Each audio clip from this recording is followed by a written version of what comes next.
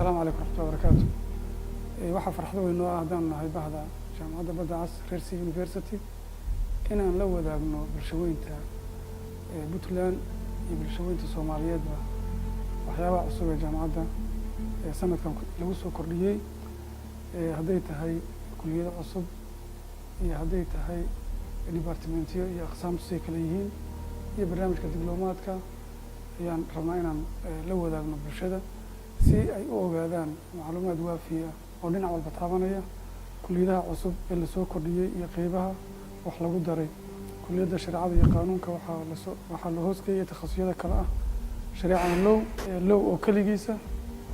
oo qaanuunka oo kaligiisa shariican Islamic studies ama shariicada iyo culumta islaamka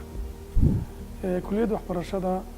waxaa lagu soo koobay mid baa laga jaray oo 4 qaybood bay ahayd maths physics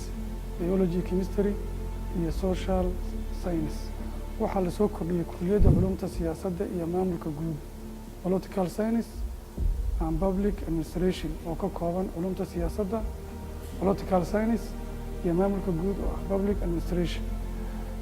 kulliyadda culumta caafimaadka health science waxaa lagu soo daray qaybta la yiraahdo quudinta qaybtaas lagu soo daray waxaa la soo kordhiyay dibloma uu ardayga soo gala uu sii wadan karo takhasusyaad kala duwan oo lagu magacaabo diplomkaas intermediate diploma ama diploma alwasiid la yiraahdo ardaygu marka uu jaanis u helayaa diplomada hadduu qaato inuu jaamacadda digrigeeda uu sii wadi doono jaamacaddu waxa ay bilowday distance learning program oo sanadka ay soo kordhisay oo qofkii isagoo gurigiisa jooga magaalada doona ha joogee uu ku diyaarin karo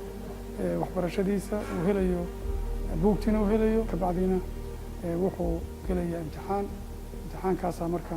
laga qaadayaa saasuu marka barnaamijkaasi ku soconaya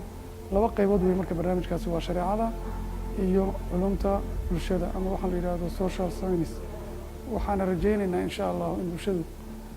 ay ka faa'iidaysan doono arday badan oo aan fursad u heli jirin inay fursaddan helaana inay u helayaan iyagoo guryahoodii jooga jaamacaddu sidoo kale waxaan fursaddan uga faa'iidaysanayaa sanadkii ugu dambeeyay inay xiriir caalami ay samaysay oo ay ka mid noqotay ururo badan ay ka mid noqotay ururada ay jaamacaddu ka mid noqotay waxaa ka mid ah ururka jaamacadaha adduunka waxaa ka mid ah ururka jaamacadaha islaamka ee Afrika jaamacado fara badan bay heshiisyo la gashay jaamacadahaas waxay ku kala yaalaan Afrika iyo Asia iyo Yurub way ku yaalaan waana guul soo hoytay jaamacadda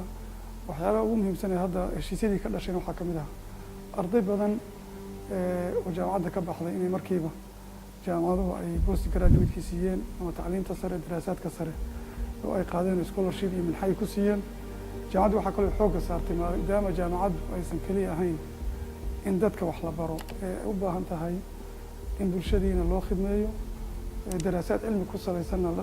la sameeyo jaamacaddu waxay samaysay cilmi baaris xagga cilmi baarista waxay samaysay qayb cilmi baarista qaabilsan oo ka shaqeeya arrimaha cilmi baarista arrimaha cilmi baaristuna waxay dan u yihiin bulshada oo bulshada waxyaabaha saameynta ku leh ama dhibaatooyinka jira in cilmi baaris laga sameeyo marka cilmi baaris xoog leh bay samaysay